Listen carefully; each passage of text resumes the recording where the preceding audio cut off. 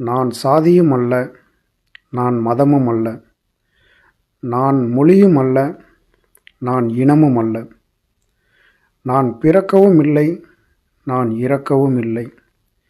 என்னுள் பேரண்டமும் பேரண்டத்திற்குள் நானும் இரண்டற கலந்திருக்கின்ற என்றென்றும் நிலைத்திருக்கின்ற பிரம்மமே நான்.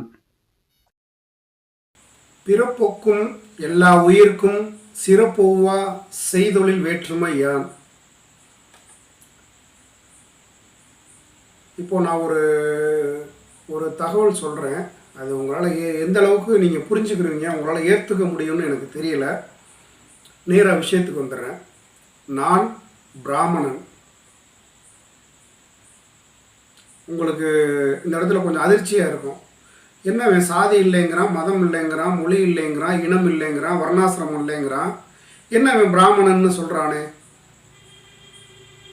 ஆனால் பிறப்பால் நான் பிராமணனான இல்லை, ஆனால் நான் பிராமணன். இதுக்கு விளக்கம் சொல்கிறேன். இப்போது அந்த வார்த்தை எப்படி வந்திருக்கும், பிராமணன் அப்படின்ற அந்த வார்த்தை எப்படி வந்திருக்கும், எதற்காக வந்திருக்கும் அப்படின்னா, வந்திருக்கும் இல்லை, அதான் உண்மை. எப்படின்னா, பிரம்மத்தை உணர்ந்தவர் பிராமணன். இதுக்கு ஒரு ஷார்ட்ஸ் ஒன்று போட்டிருக்கிறேன். இதுதான் இதை கொஞ்சம் விளக்கமாக சொல்லணும் அப்படிங்கிறதுக்காக சொல்கிறேன். பிராமணன்னா பூணல் போட்டுட்டு மறுபிறப்பாளன்னு இருபிறப்பாளன்னு சொல்கிற ஒரு மனிதனோ பூணல் போட்டுக்கிட்டு இருக்கிறவனோ பிராமணன் அல்ல. அவன் பார்ப்பனர், அவன் பிராமணன் கிடையாது. பிராமணன்னா அது பிராமணனுக்கு உள்ள ஒரு ஒரு ஒரு ஒரு குவாலிட்டி இருக்குது, ஒரு ஒரு தர்மம் இருக்குது. பிராமணனுக்குன்னு ஒரு தர்மம் இருக்குது. அது இந்த பார்ப்பனர்கள் நாங்கள் தான் பிராமணர்கள்னு அதுக்கு சொந்தம் கொண்டாடிட்டாங்க. ஆனால் அவங்க பிராமணர்கள் கிடையாது, அவங்க பார்ப்பனர்கள். பிராமணர்ன்றது யாருன்னா, அதுக்கு பிராமணருக்கு ஜாதி மதம் மொழி எதுவுமே கிடையாது. இந்த பேரண்டத்தை உணர்ந்தவன், அவ்வளோதான். இப்போ ஒரு விஞ்ஞானி இருக்கான். அந்த விஞ்ஞானியை ஏதோ ஒரு சாதி மதம் மொழி இனம்னு ஒரு ஒரு ஒரு ஒரு எல்லைக்குள்ளே கொண்டு போய் அவங்கள சுருக்குவீங்களான்னா சுருக்க முடியாது. அதனால தான் இந்த ஞானம் அடைந்தவர்கள் எல்லோருமே பார்த்தா எல்லாத்தையும் விட்டுட்டு வெளியில் நின்றுட்டு இருப்பாங்க. அவங்க எதுக்குள்ளேயுமே போய் அவங்க எந்த அடையாளத்துக்குள்ளேயும் இருக்க மாட்டாங்க, அவங்க எதுக்குள்ளேயுமே இருக்க மாட்டாங்க. எல்லாத்தையும் விட்டு வெளியில் தான் நின்றுட்டு இருப்பாங்க. ஏன்னா எல்லாம் கடந்தது தான் அந்த பிரம்மன்ற நிலை. அந்த பிராமணர், பிரம்மம் பிராமணர் எல்லாமே ஒன்று தான். அந்த பிராமணர்ன்றது ஒரு நிலை, அது ஒரு நபர், அது ஒரு நபரை குறிக்கக்கூடிய சொல் அல்ல. பிராமணன், பிராமணியம், பிராமணர் கூட கிடையாது, பிராமணியம். அந்த பிராமணியத்தை எவன் ஒருவன் கடைபிடிக்கின்றானோ அவன் பிராமணன். இங்கே பிறப்பால சாதியினாலோ ஒரு சாதியில் உயர்ந்த சாதின்னு சொல்லக்கூடிய பார்ப்பன சமூகத்தில் பிறந்ததுனாலேயே நான் பிராமணன்னு ஒருத்தன் கிரெடிட் எடுத்துக்கிறான்னா அவன் முட்டாள்னு தான் அர்த்தம். அவன் பிராமணன் கிடையாது.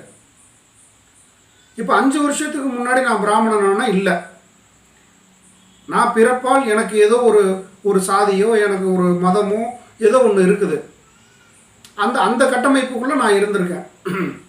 இந்த 5 வருடமாக, அந்த 5 வருடத்திலிருந்து தான் உண்மையிலேயே அந்த இருபிறப்பாளன்னு சொல்லக்கூடியவங்க யாருன்னா, ஞானமடைவதற்கு முன், ஞானமடைவதற்கு பின் அவங்க தான் இருபிறப்பாளன். அந்த இருபிறப்பாளன்ற அந்த வார்த்தைக்கு தகுதியானவர்கள் யாருன்னா ஞானமடைந்தவர்கள். ஞானமடைவதற்கு முன்பு வேற ஒரு நிலையில் இருப்பாங்க, வேற ஒரு உலகாதிய விஷயங்கள்ல. ஒரு சாமானியன் என்ன வாழ்க்கை வாழ்கிறானோ அந்த வாழ்க்கை வாழ்ந்துட்டு இருப்பான் சாமானியன். அப்போ என்ன பண்ணுறான்னா இருபிறப்பாளனா இவன் மாறுறான். இப்போ ஒரு பதிவு கூட போட்டிருக்கேன், எனக்கு வயது 5ன்னு போட்டிருக்கேன் இல்லையா. இதை இந்த இடத்துல எனக்கு எப்படி அந்த பதிவு போடணும்னா எனக்கு தெரியலை ஏன் போட்டேன்னு. அப்போ இப்போ தான் புரியுது, இது இருபிறப்பாளன். இப்போ 5 வருஷத்துக்கு முன்னாடி நான் இருந்தது ஒரு பிறப்பு, இந்த 5 வருடமாக கடக்கக்கூடிய ஒரு இது இன்னொரு பிறப்பாக இருக்குது. அதனால தான் இந்த 5 வயது அப்படின்னு போட்டிருக்கிறதாக நான் உணர்கிறேன். அப்போது இங்கே புரிஞ்சிக்க வேண்டிய விஷயம் என்னென்னா, பிராமணன்றவன் இருபிறப்பாளன்னா குழந்தையாக இருக்கிறான். அப்புறம் 8 வயசில் பூணல் போடுறான். பூணல் போட்ட உடனே அவன் இருபிறப்பாளன் கிடையாது. பிரம்மத்தை உணர்வதற்கு முன்பு சாமானியனாக ஒருவன் இருக்கின்றான். அவன் அனைத்து உலகாதிய விஷயங்களையும், அனைத்து இந்த கட்டமைப்பு என்னென்னலாம் சொல்லி கொடுத்துருக்கோ அதுக்குள்ளே அவன் உணர்ந்துக்கிட்டு இருக்கிறது வரைக்கும் அவன் வந்து சாமானியனாக இருக்கிறான். அதன் பிறகு பிரம்மத்தை உணர்வதற்கான பயணத்தில் பயணித்து அந்த பிரம்மத்தை உணர்ந்த பிறகு அவன் இருபிறப்பாளன் ஆகிறான். ஒரு உதாரணம், பிறப்பால் ரமண மகரிஷி வெங்கட்ராமனாக இருக்கிறது வரைக்கும் அவர் பார்ப்பனர். அவர் எப்போ பிராமணராக மாறுறாருன்னா அவர் ஞானம் அடைந்த பிறகு அதுக்கப்புறம் அவர் பிராமணராக மாறுறார். அவர் தான் பிராமணர். ஞானமடைவதற்கு முன்பு அவர் பார்ப்பனர், ஞானமடைந்த பிறகு பிராமணர். பிரம்மத்தை உணர்ந்துட்டார். பேரண்டம்னா என்னன்னு அவருக்கு புரிஞ்சிருச்சு. அதுபோல் மூக்குப்படி சித்தராக இருக்கட்டும், கணக்கம்பட்டி மூட்டை சாமிகளாக இருக்கட்டும், அல்ல யாராக இருக்கட்டும், ஞானமடைவதற்கு முன்பு அவன் இருந்த நிலை வேறு, ஞானமடைந்த பிறகு அவன் இருக்கின்ற நிலை வேறு. அதனால அவங்க மாத்திரம்தான் இருபிறப்பாளன். ஆனால் இவன் பார்ப்பனர் சொல்கிற மாதிரி பூணல் போட்டுறதுனால நான் இருபிறப்பாளன். அப்போது இது யாருக்காகவோ ஞானமடைந்தவர்கள் தங்களுக்காக சொல்லி இருக்கின்ற விஷயத்தை இந்த பார்ப்பனர்கள் எங்களுக்கானதாக அவங்க வந்து அந்த அந்த அந்த ஒட்டுமொத்த கிரெடிட்டும் அவங்க எடுத்துக்கிறாங்க. அது தவறு. அது தவறு. நீங்களும் அப்படி புரிஞ்சிருந்தீங்கன்னா மாற்றிக்கோங்க. இருபிறப்பாளன்னா இதுதான். நான் 5 வருஷத்துக்கு முன்னாடி வேறையாக இருந்தேன், இப்போ 5 வருஷமாக வேறையாக இருக்கேன். இதுதான் இருபிறப்பு. 2019 நான் புதுசாக பிறக்கிறேன். இப்போ இருபிறப்புன்னு நான் பூணல் போட்டுக்கிட்டு நான் இருபிறப்பாளன்னா அது கிடையாது. அப்போது இங்கே சொல்லப்பட்டது எல்லாமே தவறுதலாக புரிஞ்சு வச்சுக்கிட்டு தவறுதலாக சொல்லி கொடுத்து இந்த கட்டமைப்பை மாற்றி வச்சுருக்கிறாங்க. ஏன் பார்ப்பனர்களை திட்டுறேன்னா, எனக்கு பார்ப்பனர்களுக்கும் எனக்கு என்ன நான் சாப்பிட்ற சாப்பாட்டில் மண்ணடி போட்டாங்களோ அதெல்லாம் கிடையாது. இந்த ஒட்டுமொத்த கட்டமைப்பை மாற்றி வச்சுருக்கிறாங்க. இப்போது இந்த அரசியல்வாதிகள் எப்படி மக்களுக்கு ஒரு நல்லது செய்யணும்னு நினைக்கிறாங்களோ அதுபோல் இந்த உலகத்தில் இருக்கிற அனைத்து உயிரினங்களையும் நல்லா இருக்கணும்னு நான் நினைக்கிறேன். அதில் குறிப்பாக மனித இனம் வந்து தான் யார் என்பதை உணர்வதற்காகவே வந்த மனித உயிரினத்தை தான் யார் என்று உணர விடாமல் இந்த கட்டமைப்பை மாற்றிக்கிட்டே இருக்கான் அந்த பார்ப்பனர்கள். 50 வருஷத்துக்கு முன்னாடி பிரதோஷம்னா யாருக்கும் தெரியாது. 200 வருஷத்துக்கு முன்னாடி ஜாதகம் கிடையாது. இன்னும் என்னென்னமோ சொல்லிக்கிட்டு இருக்கிறாங்க. கருங்காலி மாலை போடுங்கிறான், நவரத்திர பிரேஸ்லைட்டு போடுன்றான், என்னென்னமோ சொல்கிறான். டெய்லி இந்த வீடியோ டிவியில் உட்காந்துக்கிட்டு வியாபாரம் பண்ணிட்டு இருக்கான். அப்போது இன்னைக்கு இறை வழிபாடு ஆன்மீகம் என்பது வியாபாரமாக மாறிடுச்சு. இதெல்லாம் மாற்றினது யாருன்னா 100% பார்ப்பனர்கள் தான். அவங்க தான் அதை மாற்றினது. ஏன்னா தமிழனுடைய கலாச்சாரம் மாத்திரம் கிடையாது, மனிதனின் கலாச்சாரமே அப்படி கிடையாது.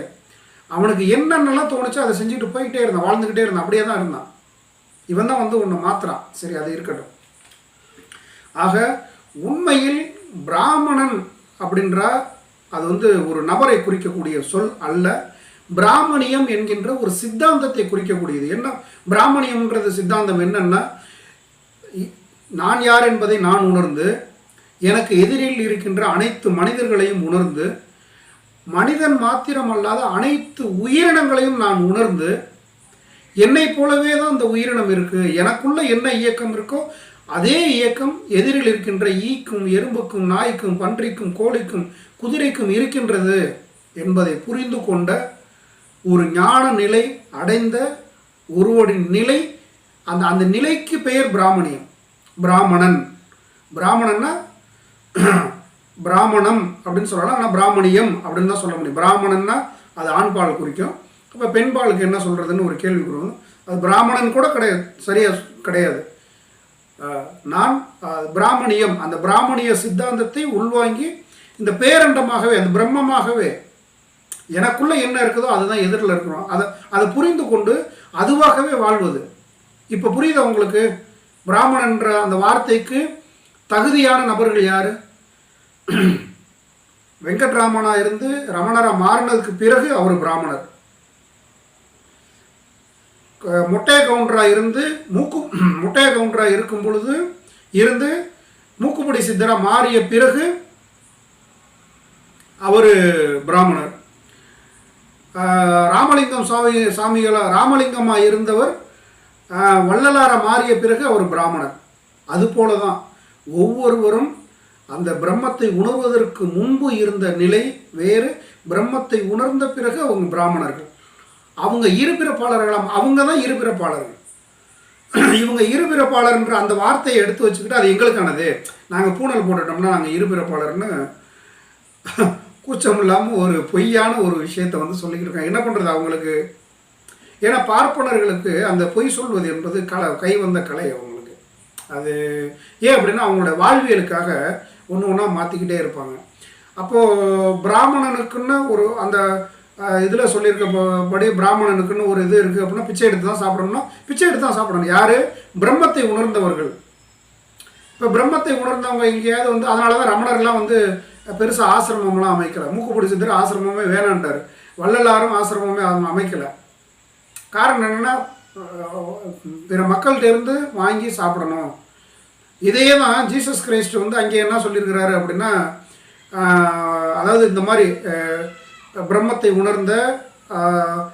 உணர்ந்தவர்கள் பிரம்மத்தை உணராத இருக்கிறவங்களுக்காக போய் இந்த விஷயத்தை எடுத்து சொல்லும் பொழுது அவங்க வேலை பார்க்க முடியாது. அதுக்கு ஏதோ ஒரு பேர் சொல்கிறாங்க, அது வாங்கிக்கலாம் அப்படின்னு சொல்லி வாங்குறாங்க. ஆனால் அதையே இன்றைக்கி வியாபாரமாக மாற்றி இன்றைக்கி கோடிக்கணக்கில் பணம் வாங்க ஆரம்பிக்கிறாங்க. அது சீடர்கள்ட்ட இருந்தோ அல்லது ஒரு அந்த அந்த மதத்தை பின்பற்றுறவர்கள்ட்டோ அந்த அந்த போதனை கேட்க வர்றவங்கள்ட்டோ பணம் வாங்குறாங்க. ஆக உண்மையான பிரம்மத்தை உணர்ந்த பிராமணன் அவனுக்கு ஒன்றுமே தெரியாது. அதனால் அவன் வந்து அவனோட இது வேலையை பிச்சை எடுத்து தான் சாப்பிட முடியும். ரமணர்லாம் பிச்சை எடுத்து தான் சாப்பிட்டாரு. அந்த பிக்ஷை எடுக்கணுன்றது வந்து பிரம்மத்தை உணர்ந்த பிராமணன் செய்ய வேண்டிய வேலை. பூணல் போட்ட பிராமணன் செய்யக்கூடாது. அவன் பூணல் போட்ட பார்ப்பனன். அவன் செய்யக்கூடிய வேலை இல்லை அது. சரி, உண்மையிலே அது அவனுடைய வேலையாக இருந்தால் அவன் எல்லோரும் இந்த வேலை தானே பார்த்துருக்கணும். யாராவது அந்த வேலையை பார்க்குறாங்கன்னா இல்லை. ஐடி கம்பெனியாக இருக்கட்டும், பெரிய பெரிய இண்டஸ்ட்ரியலாக இருக்கட்டும், பெரிய பெரிய உயர் பதவியாக இருக்கட்டும், எல்லாம் அவங்க தானே இருக்கிறாங்க. அப்போ அவங்க அதெல்லாம் செய்யலை இல்லையா? அப்போ அது அவங்களுக்கானது அல்ல. உண்மையிலே அது அவங்களுக்கானதாக இருந்தால் அவங்க அதை செஞ்சுருக்கணும். அது இப்போ புரியும் நினைக்கிறேன் உங்களுக்கு. பிராமணனுக்குன்னு ஒரு தர்மம் இருக்குது. அந்த பிராமணிய தர்மம் என்னென்னா, நீ ஒன்றும் பெருசாக சொத்தெல்லாம் சேர்த்து வச்சுக்கக்கூடாது, உன் பேரில் எதுவுமே இருக்கக்கூடாது. ஏதோ ஒரு இது இப்போ இந்த நாய், பன்றி, கோழி, குதிரை இதெல்லாம் தனக்குன்னு ஏதாவது வச்சுக்கிறதானா ஒன்றும் வச்சுக்காது. அப்போ இவன் பிரம்மமாகவே வாழும்பொழுது இவனுக்குன்னு என்ன தேவைன்னா ஒன்றுமே இருக்காது. இப்போ ரமணாசிரமத்தில் வந்து திருடங்கர் வந்து கொள்ளடிக்க வந்துட்டு ஒன்றுமே இல்லாமல் போயிட்டு ரமணரை அடிச்சுட்டு போகிறாங்க. ஒன்றுமே இல்லை, நான் துறவிடா, என்னடா இருக்க போகுது, அண்ணன் அடிக்க போறியா, அடிச்சுட்டு போ, இங்கே இருக்கிற அந்த சமைக்கிறதுக்கு ஒரு 4-5 தட்டு முட்டி சாமான் இருக்குது, அதை வேணா எடுத்துகிட்டு போடான்றாரு ரமணர். அவ்வளவுதான். அப்போ அவங்க தான் பிராமணியத்தை உணர்ந்த பிராமணர்கள், இருபிறப்பாளர்கள், மறுபிறப்பாளர்கள், அதெல்லாம் அவங்களுக்கு உள்ளது. இவங்களாம் திருடி வச்சுக்கிட்டு அவ்வளோ அயோக்கியத்தனத்தையும் பண்ணிவிட்டு நான் பிராமணன்னு சொல்லிக்கிறான். கொஞ்சம் கூட கூச்சமே இல்லாமல் ஒரு அயோக்கியத்தனமான ஒரு சொல்லிக்கிட்டு இருக்கிறாங்க. அதனால் உண்மையை புரிஞ்சுக்கோங்க அன்பு குழந்தைகளே. பிராமணன் என்பதற்கு பொருள் என்ன அப்படின்னா பிரம்மத்தை உணர்ந்தவங்க. பிராமணியன்றது இந்த பேரண்டம் எல்லாமே, எனக்குள்ளே என்ன இருக்கோ அது எதிரில் உள்ள எல்லாத்தையும் அந்த ஒட்டுமொத்த பேரண்டத்தையுமே புரிந்து கொண்ட ஒரு நபர் பிராமணன். அவனும் வந்து இந்த உலகில் வாழ்க்குள்ள வேறு மாதிரி வாழ்ந்திருப்பான். அதுக்கப்புறம் இங்கிட்டு வேறு மாதிரி வாழ்ந்திருப்பான். அதனால அவன் இருபிறப்பாளன். ஆக அவர்கள் மாத்திரம்தான் பிராமணர்களை தவிர பூணல் போட்டவர்கள் பிராமணர்கள் அல்ல. அவர்கள் பார்ப்பனர்கள்.